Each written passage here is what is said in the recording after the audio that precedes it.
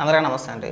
నిన్నటి నుంచి సోషల్ మీడియాలో ఒక వీడియో విపరీతంగా వైరల్ అవుతుందండి. కృష్ణా జిల్లా వీరవల్లి జడ్పీ హై స్కూల్లో ఒక మాస్టర్ని కొంతమంది విద్యార్థులు కలిసి దారుణంగా కొట్టారు.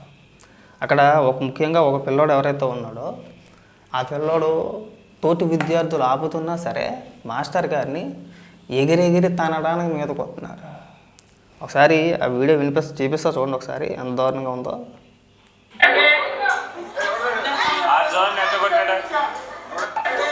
చూడండి ఒకసారి.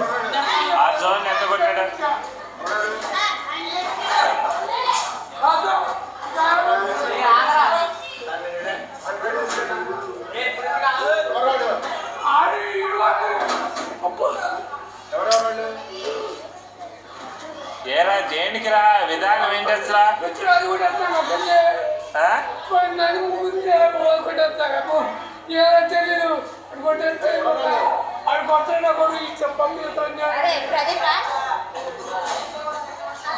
సరే ఎందుకురా విధానం అసలు తప్పు కదా. మాస్టర్ ఏదైనా ఉంటే టీచర్తో చెప్పాలి కానీ కొట్టుకోవడం ఎందుకురా? అట్లా తప్పు కదరా అది. అంటే ఏదన్నా ఉంటే నువ్వు కొట్టకూడదమ్మా. మీ అమ్మ కాదురా, ఎవరినన్నా అంటే మాస్టర్ దగ్గర చెప్పు. నువ్వు ఆయన యాక్షన్ తీసుకుంటాడుగా. మీ అమ్మ అన్నీ చేస్తా నేను నీటి చేస్తా. ఏం చేస్తారా మీరు?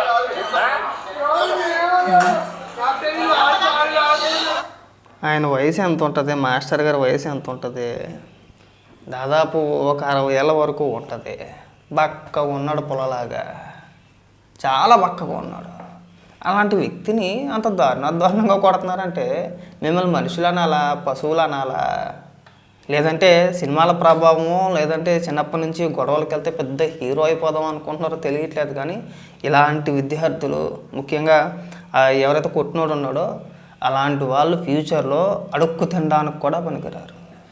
ఎందుకు చెప్తున్నానంటే అంత అహంకారం, మనకు అంత బలుపు చిన్నప్పటి నుంచి ఉంటే ఎవడో బాగుపడ్డం కూడా. ముఖ్యంగా తల్లిదండ్రులు కూడా పిల్లలు ఏం చేస్తున్నారో, ఎవరితో తిరుగుతున్నారో, వాళ్ళ విధానాలు ఏంటి, వాళ్ళు చిన్న విషయాలకి ఎలా స్పందిస్తున్నారో, విపరీతంగా కోపం తెచ్చుకుంటున్నారా, లేదంటే కూల్గా మాట్లాడుతున్నారా, ఒకవేళ విపరీతంగా ప్రతి ఒక్క చిన్న అంశానికి ఓవర్గా రియాక్ట్ అవుతుంటే పిల్లల్ని కంట్రోల్లో పెట్టాల్సిన బాధ్యత ముందు తల్లిదండ్రులదండి. వచ్చేమంటున్నాడండి, మా అమ్మని తిడతాడా అని చెప్పేసి అని మాట్లాడుతున్నాడు. నిజంగా ఆ వ్యక్తి, ఆ మాస్టర్ని చూస్తే అంత అగ్రెసివ్గా బూతులు తిట్టే వ్యక్తిలా కూడా కనబడట్లేదు. అతను కొడితే పాపం 60 ఏళ్ళ వయసులో ఆయన ఉపాధ్యాయ వృత్తిలో ఎన్నో సంవత్సరాల బట్టి పనిచేస్తూ ఉంటాడు.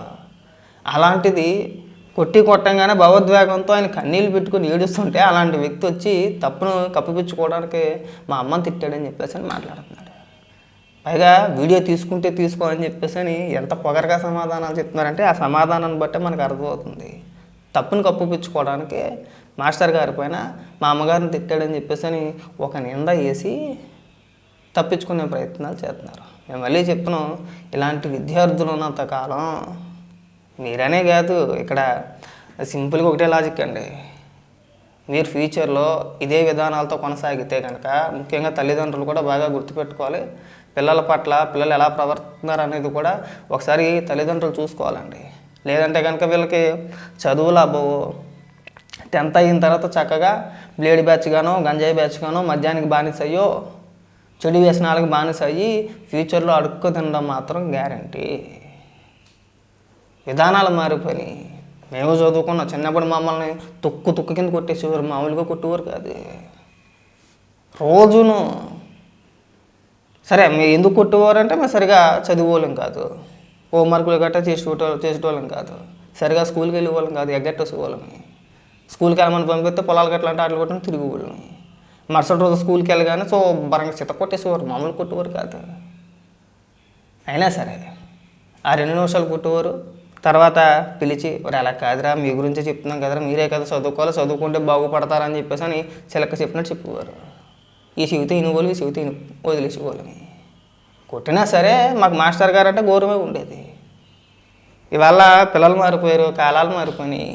విధానాలు మారిపోయి సినిమాల ప్రభావం, సోషల్ మీడియా ప్రభావం, ఇన్స్టాగ్రామ్లో రీల్స్ ప్రభావం, చిన్న చిన్న బుడ్డాగాడు కూడా మ్యాక్సిమం 10 ఏళ్ళు ఉంటాయో 12 ఏళ్ళు ఉంటాయో చిన్న చిన్న పిల్లలు కూడా నేను వేస్తాను రేపేస్తానని చెప్పేసి రీల్స్ చేస్తారు, హీరోయిజాలు ప్రదర్శిస్తారు. చిన్నపిల్లల్ని ఎవరైనా కొడితే చిన్నపిల్లల్ని కొట్టారా అని చెప్పేసి మళ్ళీ అడుగుతారు.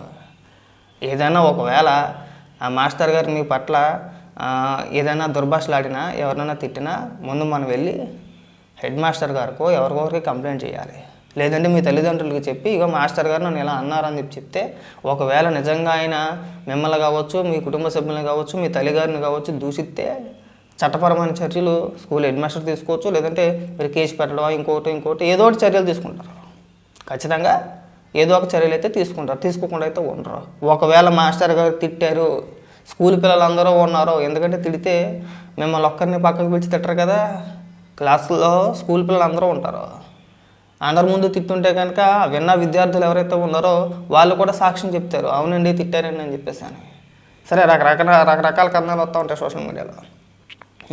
ఇంకొక వార్త ఏంటంటే వీళ్ళకి సంబంధించిందే, బాత్రూంలో సిగరెట్లు కాలుస్తుండగా, అంటే వార్త మాత్రం అన్నట్టు, ఇది నిజమా కాదా తెలియదు కానీ బాత్రూంలో సిగరెట్లు కాలుస్తుండగా మందలించారని చెప్పేసి అని మాస్టర్ని కొట్టారని చెప్పేసి అని ఒక వార్తలు అయితే, ఇంకొక వార్తలు ఏంటంటే వాళ్ళ అమ్మగారిని తిట్టారని చెప్పేసి వార్తలు.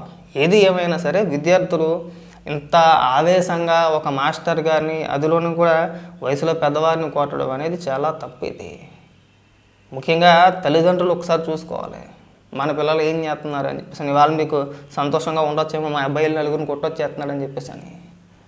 అలాంటి మూర్ఖత్వం ఉన్న వ్యక్తుల్ని, అలాంటి మూర్ఖుల్ని చాలామందిని చూసే ఉంటారు మాస్టర్లు. మేము కూడా చాలామందిని చూసాం. చాలామంది తెగిలిపోయిన వాళ్ళు కూడా ఉన్నారు. చీటికి మాటికి కోపాలు తెచ్చుకొని అగ్రెసివ్గా వెళ్ళిపోయి కొట్లాట్లకి వెళ్ళిన వాళ్ళు, నేను అందరిని కొట్టేస్తాను, నా అంత పెద్ద మొగోళ్ళు లేడని చెప్పేసి ఫీల్ అయిపోయిన వ్యక్తులు అందరూ కూడా మా కళ్ళ ముందు కాలగర్భంలో కలిసిపోయారు.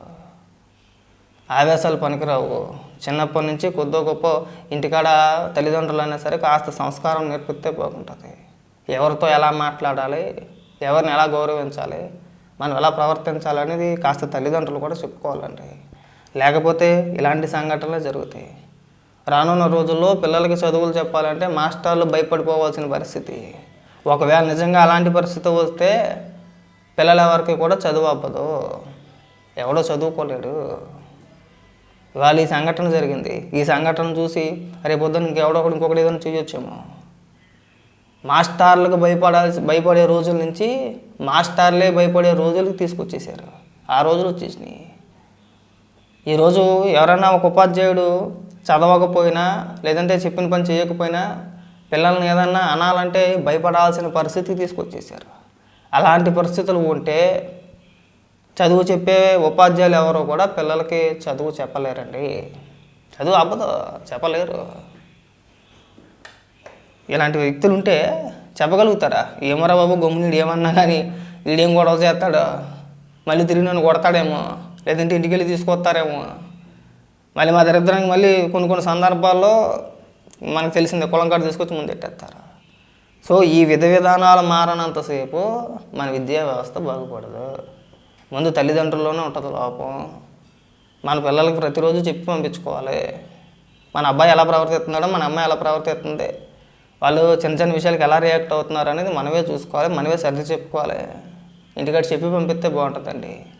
లేకపోతే రానున్న తరాలు తీవ్రంగా నష్టపోతాయి. ఇలాంటి సంఘటనలు చూసిన తర్వాత మనం ఇంతకుమించి పెద్దగా ఏం మాట్లాడలేం.